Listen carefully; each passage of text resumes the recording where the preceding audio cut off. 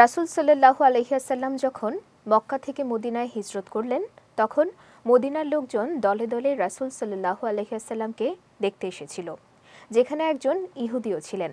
মুহাম্মদ সাল্লাল্লাহু আলাইহি ওয়াসাল্লামই ইহুদিদের ধর্মগ্রন্থে বর্ণিত শেষ নবী কিনা তা যাচাই করতে তিনি রাসূল সাল্লাল্লাহু আলাইহি ওয়াসাল্লামকে কয়েকটি প্রশ্ন করলেন এবং যার উত্তর পেয়ে তিনি সঙ্গে সঙ্গেই ইসলাম গ্রহণ করেন।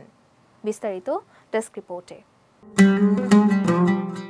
হযরত আব্দুল্লাহ ইবনে সালাম রাদিয়াল্লাহু তাআলা আনহু ছিলেন একজন ইহুদি পাদ্রী। তিনি ইহুদি ধর্মগ্রন্থের বর্ণিত শেষ নবীর আলামত সম্পর্কে ভালোভাবে জানতেন। রাসূল সাল্লাল্লাহু আলাইহি ওয়াসাল্লাম যখন মক্কা থেকে মদিনায় হিজরত করতে এলেন তখন মদিনার অন্যান্য লোকজনের সঙ্গে আব্দুল্লাহ ইবনে সালাম রাদিয়াল্লাহু তাআলা আনহু প্রিয় নবীকে দেখতে এলেন। আব্দুল্লাহ ইবনে সালাম রাদিয়াল্লাহু তাআলা আনহু রাসূল সাল্লাল্লাহু আলাইহি সাল্লামের নুরানি চেহারা দেখেই অনুভব করতে পারলেন যে সত্যি ইনি আল্লাহর প্রেরিত শেষ নবী। প্রিয় নবী সেদিন উপস্থিত নব্য মুসলমানদের মধ্যে ইসলামের বিভিন্ন বিষয় নিয়ে আলোচনা করছিলেন। রাসূল সাল্লাল্লাহু আলাইহি সাল্লামের কথা শুনে হযরত আব্দুল্লাহ ইবনে সালামের মনে প্রশ্ন জাগলে তিনি কোনো প্রশ্ন না করেই চলে গেলেন। দ্বিতীয় দিন নবীজির কাছে উপস্থিত হয়ে তার সঙ্গে কিছুক্ষণ একান্ত আলোচনাকালে এমন কিছু প্রশ্ন করলেন যার উত্তর একজন নবী ছাড়া অন্য কারো পক্ষে দেয়া সম্ভব নয়।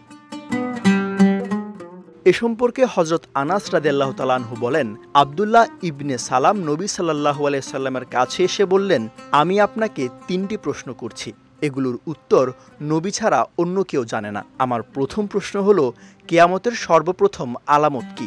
দ্বিতীয় প্রশ্ন, জান্নাতবাসীদের সর্বপ্রথম কি খাবার দেয়া হবে এবং কি কারণে সন্তান আকৃতিতে কখনো পিতার মতো কখনো মায়ের মতো হয়?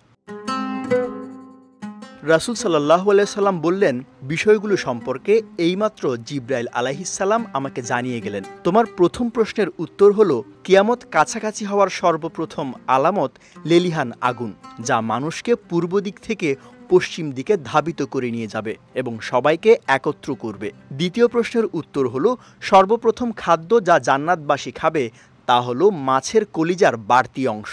এবং শেষ প্রশ্নের উত্তর হলো, যদি নারীর আগে পুরুষের স্পাম নিঃসরণ ঘটে তবে সন্তান পিতার মতো হয়, কিন্তু আগে যদি নারীর হয় তবে সন্তান মায়ের মতো হয়। এসব উত্তর শুনে আব্দুল্লাহ ইবনে সালাম রাদিয়াল্লাহু তাআলা আনহু সাথে সাথেই ইসলাম গ্রহণ করলেন।